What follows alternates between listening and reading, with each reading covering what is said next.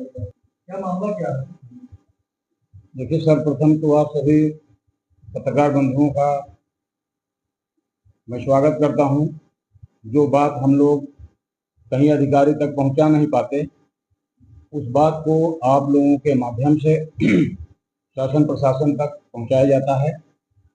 आप लोग निश्चित ही चौथे स्तंभ के रूप में जाने जाते हैं, और जब आदमी बहुत विवश हो जाता है तो आपके पास जाता है या आप वहां पर आते हैं तो हमारी बातों को सरकार तक पहुंचाते हैं। तो सबसे पहले हम आप लोगों को बहुत बहुत धन्यवाद देंगे कि आप लोगों ने हमारी मजबूरी को, हमारे तथ्य को, जो हमारी दिक्कतें हैं, आप लोग उसको सुनने के लिए आए।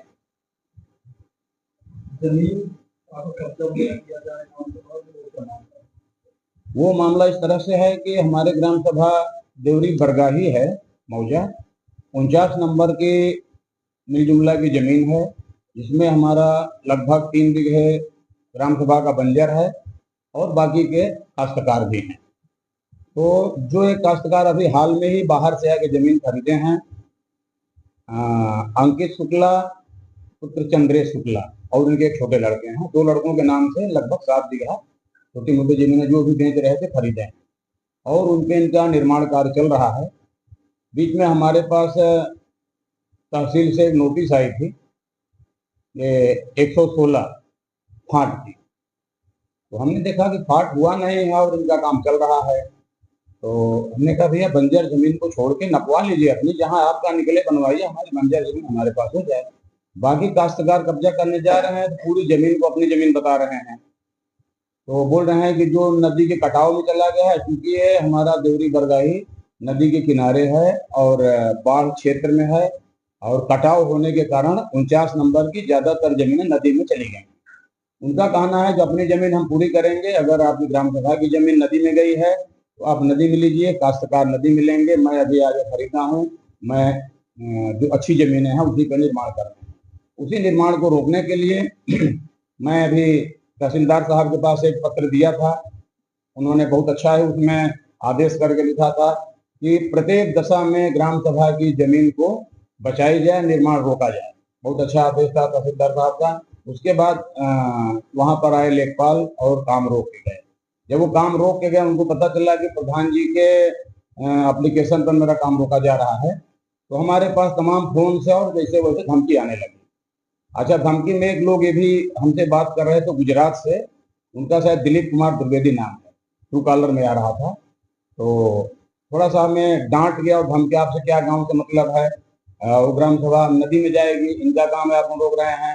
हमने कहा भाई मैं ग्राम का अभी प्रशासक हूँ, ग्राम प्रधान का पद खत्म होने के बाद सरकार ने प्रशासक बनाया है, तो ग्राम सभा की भूमि प्रबंधन समिति का मैं अध्यक्ष हूँ, तो हम तो ग्राम सभा की जमीन को बचाएंगे, फिर उनसे हम लाठी चलाने नहीं जा रहे हैं। हम न्याय की मांग रहे हैं, तहसीलदार के पास जाएंगे, एसडीएम साहब के पास जाएंगे, जहां तक जाना होगा जाएंगे। आप अपनी जमीन लीजिए, हम अपनी जमीन लेंगे। तो हमने तहसीलदार साहब के संज्ञान में डाला था। उसके बाद लेखपाल साहब आके रोके, हमें तमाम धमकियां मिलने लगी। उसके बाद हमारे ऊपर तमाम आरटीआई पड़ने लगी, तमाम प्रकार की जांच की धमकी देने लगे। हमने कहा मैं गलत किया नहीं हूँ, मैं किसी जांच से डरता नहीं हूँ। दरअसल मैं जिस विभाग से आता हूँ, मैं पूर्व सैनिक हूँ, मैं मेरा कोई संस्कार ही नहीं, न घर से। मैं 24 साल देश की सेवा किया हूँ, मैंने कभी बेईमानी शैतानी सीखा ही नहीं। तो 5 साल पूरे हमारे हुए हैं, उसके बाद मैं प्रशासक बनाया गया है। मैं अपने जब तक रहूंगा ईमानदारी से काम करूंगा, इसके लिए हमें कोई भी लड़ाई लड़नी पड़े। अभी कब्जा की स्थिति है कि तहसीलदार साहब के आदेश के बाद भी अंदर में पहले चोरी चोरी में लोग काम करा रहे थे। उसके बाद फिर 8 तारीख को मैं एक एप्लीकेशन लेके फिर गया एसडीएम साहब के पास। अभी जो डॉक्टर ये कन्नौजिया जी थे, जिनका अभी शायद 12-13 तारीख को ट्रांसफर हो गया है, इनके पास मैं गया तो हमने कहा सर ऐसे ऐसे बात है। इन्होंने तुरंत जो है आदेश किया और नायब तहसीलदार साहब को स्थलीय जांच के लिए भेजा। मैं भी आया, नायब तहसीलदार साहब आए, स्थलीय जांच किए। जांच करने के बाद उनके काम को रोक दिए, बोले आप काम नहीं करेंगे जब तक कि ग्राम सभा की बंजर भूमि निकाल के नहीं दी जाएगी। तो उन लोगों ने वहां पहले ऐसे कहा कि हमारा ये है, उनका ये है, हम इधर काम करेंगे। तो उन्होंने कहा कतई काम नहीं करेंगे, ये मेरा सख्त आदेश है। उसके बाद भी ये लोग धीरे धीरे अंदर अपना काम करते रहे, करते करते फिर बाहर भी काम करने लगे। हम लोगों को फिर पता चला कि इनका काम बंद नहीं हो रहा है। तो अभी हाँ, बीच में ये देखने में आया इधर फाट का एप्लीकेशन दिए हैं, फाट का मुकदमा किए हैं, वो फाइल अभी रन में है। और उसके बाद 2 दिन के अंदर इनका धारा 80 हो गया। अब धारा 80 का खेल ऐसा हुआ कि सबको सुन के ताजुब होगा, उनको भी ताजुब हो रहा होगा कि मैंने भड़भड़ी में क्या कर दिया। जितने हमारे ग्राम सभा के अगल बगल के उस नंबर के काश्तकार हैं, 49 नंबर देवरी बरगाई के, सबके नाम से 10 तारीख के डेट में 10 रुपए का एफिडेविट बना करके और सबका अपने हाथ से साइन कर दिए। तो हमें पता चला, हमारे सरकारी वकील द्वारा पता चला। हम भी जब जान गए थे, थोड़ा सा हमने सरकारी वकील से कहा था कि कोई अगर पकड़न आता है तो हमें थोड़ा सा बताइएगा। तो उन्होंने हमें फोन करके बताया कि आप लोग बैठे रह गए, धारा 80 इनका हो गया है और अब उसमें कुछ नहीं हो सकता है। फिर हम गए, जाने के बाद हमने पूरी फाइल उनकी नकल निकलवाई। नकल निकलवाने के बाद जब हम देखने लगे तो हम लोगों से पूछने लगे कि भैया आपने सहमति दी है? बोला नहीं। उसकी नकल लेके आए अपने गांव में, बाकी काश्तकारों के दिखाए। हमने कहा भैया आपने सहमति दिया? बोला मेरी साइन नहीं है, गलत साइन है, टोटल गलत साइन किया गया है। फिर हमने वो लोग काश्तकार लोग हमें हलफनामा बना के दिए हैं, ये हलफनामा बना के दिए हैं, ये मेरा साइन है, मेरा ओरिजिनल साइन ये है। उन्होंने फोटो भी लगाया है, अपना आधार कार्ड भी लगा के हमें दिया है।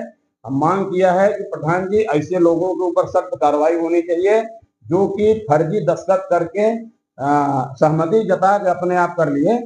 तो इस तरह से जितने काश्तकार हैं सबने जो है हमारे पास हलफनामा रूप में दिया है। इसको हम अभी कल सोमवार होगा, एसडीएम साहब के सामने इसको हम प्रस्तुत करेंगे कि इसकी जांच की जाए और जो भी इस तरह से फ्रॉड का काम किए हैं इनके ऊपर कठोर कार्रवाई की जाए।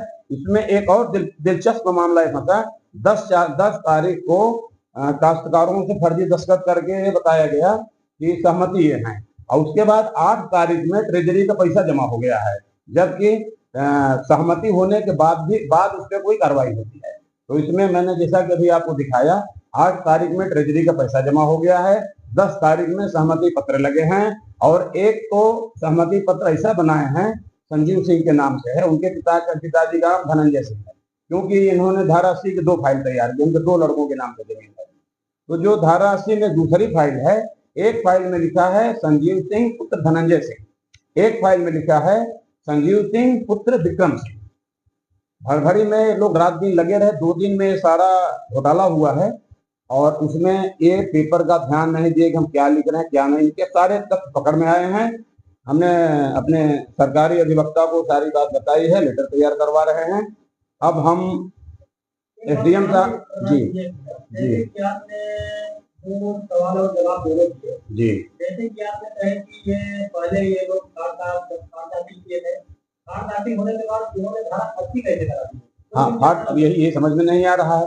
हम तो फाट दाखिल के लिए सोचे थे कि फाट करा रहे हैं 116, तो ठीक है, हमें नोटिस मिली है, हमें बुलाया जाएगा, हमारे सामने होगा। लेकिन उस फाइल को पीडी करके, क्या उनके भाषा में होता है, क्लोज कर दिए। अब क्लोज करने के बाद फिर ये धारा 80 की कार्रवाई चालू हो गई, जबकि उसमें ये भी तथ्य एक और फ्रॉड पकड़ने में आया है। जब इनके पहले हमारे यहाँ एसडीएम थे माननीय प्रेरणा गौतम, तो उन्होंने उस धारा 80 की पहले वाली फाइल को खारिज किया था। उसमें इन्होंने ब्लेड लगाया है, इनके साथ जो भी लोग जुड़े थे खुरापात में, ब्लेड से काटने के बाद और नया आदेश उसमें जारी कर दिया है। ये भी तथ्य पकड़ने में आए। सारी फोटो कापी हमारे पास है, पूरे फाइल की मैंने फोटो कापी करा दी।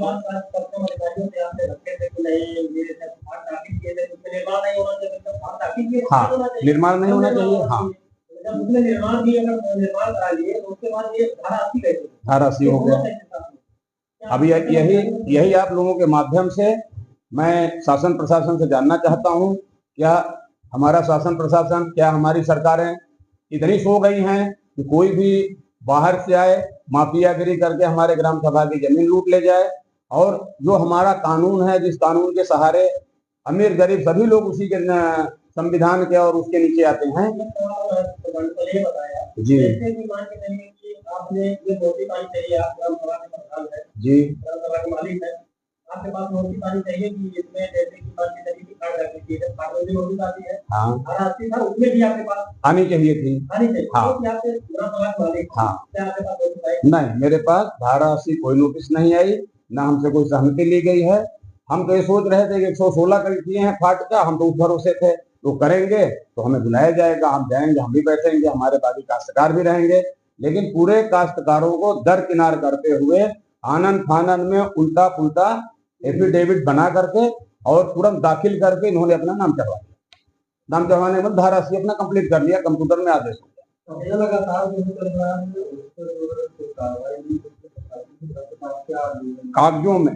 कागजों में अभी जैसे मैंने आपको दिखाया, तहसीलदार साहब ने सख्त आदेश ये दिया था, किसी भी दशा में, ये माननीय तहसीलदार साहब का आदेश है, इसमें लिखा है राजस्व रजिस्टर लेखपाल के लिए जांच कर ले ग्राम सभा की भूमि प्रत्येक दशा में सुरक्षित रहे, निर्माण रोका जाए। जो उन्होंने आदेश दिया था 1 तारीख का। 8 तारीख को फिर मैं गया था एसडीएम साहब पर। एसडीएम साहब ने ये मेरे पत्र पर इन्होंने तुरंत जो है नायब तहसीलदार को आदेशित किया था। नायब तहसीलदार साहब आके उस दिन स्थलीय निरीक्षण किए थे और काम को रोक के गए, लेकिन ये रोक के चले जा रहे हैं। उनके बाद फिर इनका दूसरे दिन से काम लगातार चालू हुआ है। एक बात आपने अभी और बोली है, जैसे कि ट्रेजरी की बात बता रहे हैं, ट्रेजरी जमा किया उसके बाद रिपोर्ट करनी। हाँ, ट्रेजरी इन्होंने 8 तारीख के डेट में जमा कर दिया है। उसका भी अपने पास रिकॉर्ड है, ये देखिए। ये 8 तारीख में इनकी ट्रेजरी जमा हुई है 19,740 रुपए 8/7/2026।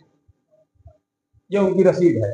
और उसके बाद जो फर्जी तरीके पे इन सहमति दी गई है काश्तकारों की, ये देखिए इसमें लिखा है 10/7/2026। आरआई की रिपोर्ट भी 10/7/26 की है। जब रिपोर्ट 10/7/26 को लगी तो 8 जुलाई को इनका ट्रेजरी का पैसा कैसे जमा होगा, जबकि सबकी सहमति के बाद ये पैसा जमा करने वाली अंतिम प्रक्रिया है। पहले इन लोगों का पहले रिपोर्ट लगती है, उसके बाद हाँ, पहले रिपोर्ट लगती है तब जमा होता है। अगर मान लीजिए अगर प्रशासनिक कार्रवाई नहीं होती तो आप लोग क्या करेंगे? इसके लिए अभी हम एक दिन जिलाधिकारी महोदय के पास भी जाएंगे। वहां भी सुनवाई नहीं होती है तो हमारी ग्राम सभा जन आंदोलन के लिए तैयार है।